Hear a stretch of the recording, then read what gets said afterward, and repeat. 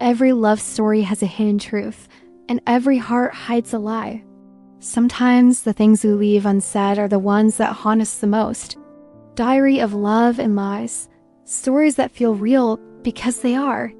Emily Parker still remembered the day her life quietly started falling apart. She was 22, working as an English teacher at a small private school in Austin, Texas, and carrying the weight of her family on her shoulders. Her father had passed away years ago, and since then it was just her mother, and her younger sister Lily. Lily had just turned 18. She was cheerful, beautiful, and the light of their small home in a quiet Austin neighborhood. Emily worked long hours so Lily could study in a good school and have the future Emily herself had sacrificed. Emily was also engaged. Her fiancé, Daniel Brooks, lived only a few streets away. His family was respectable and financially comfortable.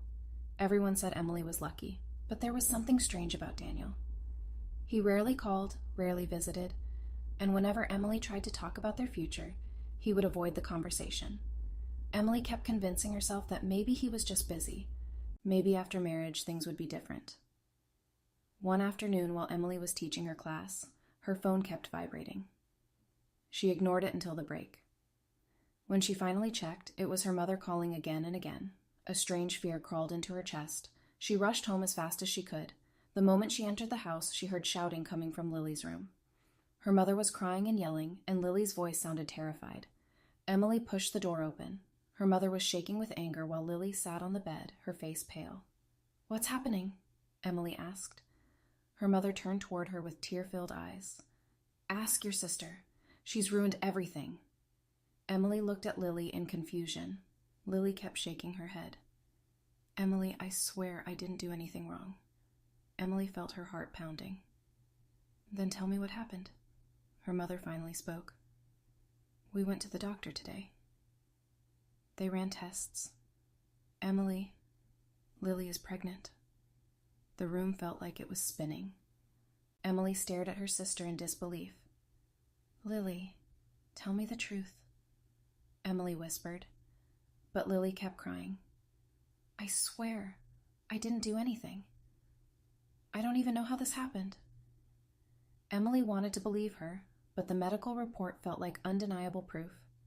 Fear, anger, and shame began suffocating the family. Days passed with tension filling every corner of the house. Lily stopped going to school. She stayed locked inside her room, looking weaker every day. Emily's mind was constantly racing. She feared what people would say.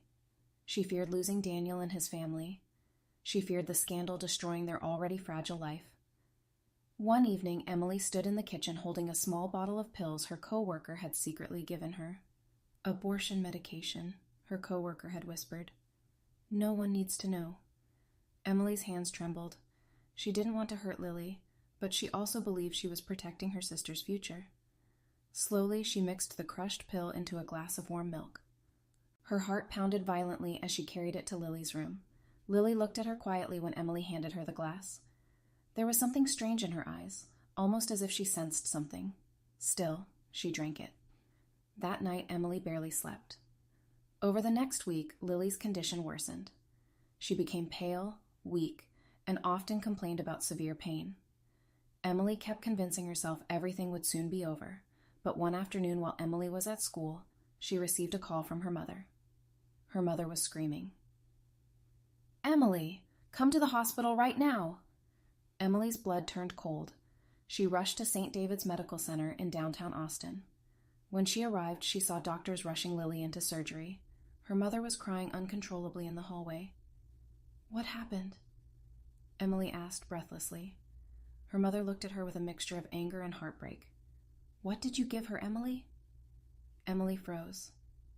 An hour later, the doctor finally came out of the operating room. His expression was serious, but calm. "The surgery went well," he said. "Your sister is stable."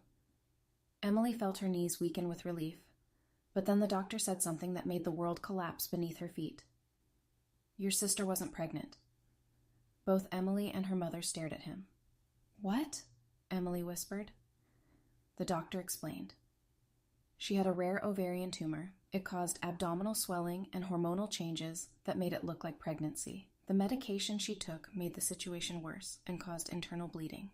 That's why we had to operate immediately. Emily's heart shattered. Everything she believed, everything she feared, all of it had been a mistake. Her sister had been innocent all along. Emily sat down in the hospital hallway, her hands covering her face as tears streamed down endlessly. Hours later, she quietly entered Lily's hospital room. Lily was awake, weak but smiling softly. "Hey," Lily whispered. Emily couldn't hold back anymore. She broke down beside the bed. "I'm so sorry," she cried. "I should have trusted you." Lily gently held her hand. "It's okay," she said. "You were scared." In that moment, Emily realized something painful but important.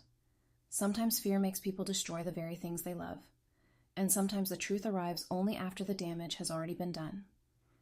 But as Emily sat beside her sister in the quiet hospital room, she silently promised herself one thing.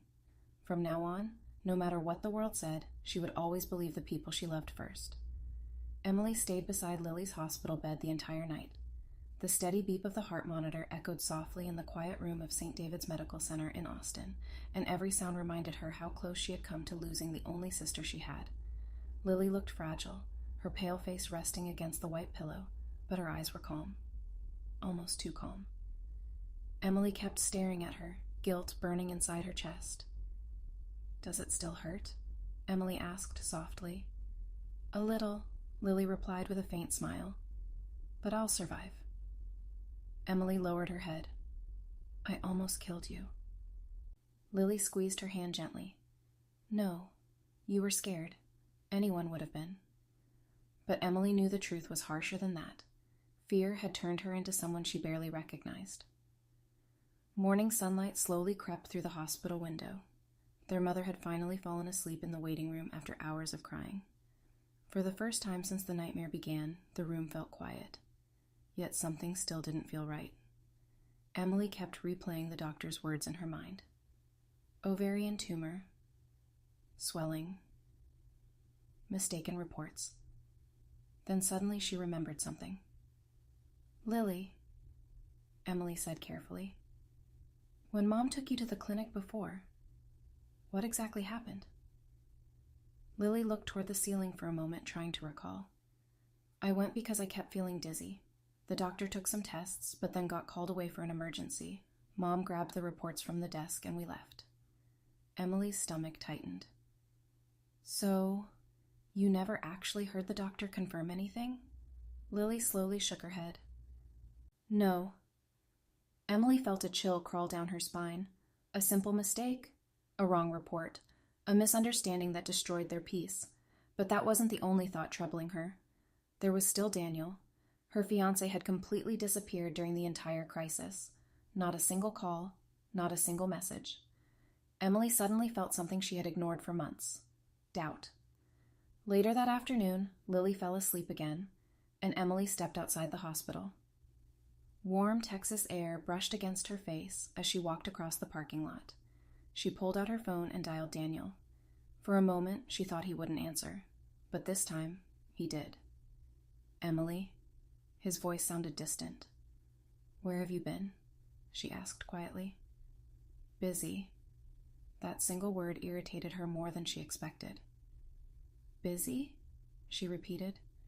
"My sister was in the hospital. I've been trying to reach you for days." Silence. Then Daniel sighed. "I didn't want to get involved in family drama." Emily froze. "Family drama?" she said slowly. Daniel sounded impatient now. "Look, Emily, my parents heard rumors. They're worried about our reputation. Maybe it's better if we postpone the wedding." The words hit her like ice water. "Postpone?" "Until things settle down."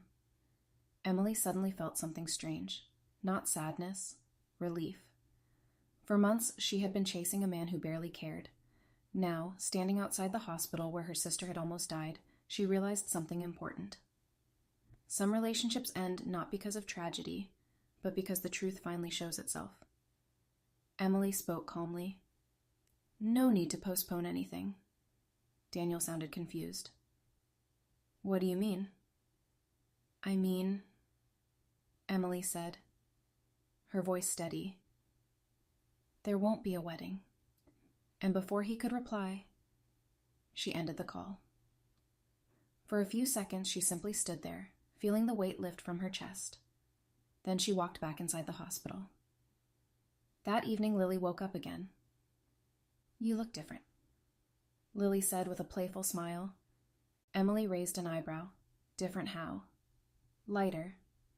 Emily laughed softly and sat beside her. "Well," she said, brushing Lily's hair gently, "I just canceled my engagement." Lily's eyes widened. "What?" Emily shrugged. "Turns out he loved his reputation more than me."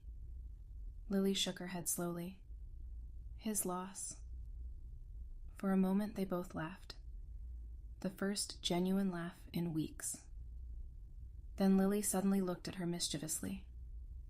"You know," she said, "after everything we've been through, I think we deserve a fresh start." Emily smiled. A fresh start sounds perfect. Outside the hospital window, the golden lights of Austin shimmered across the skyline. Life had nearly destroyed their family because of a misunderstanding, fear, and society's harsh judgments. But in the end, truth revealed itself just in time.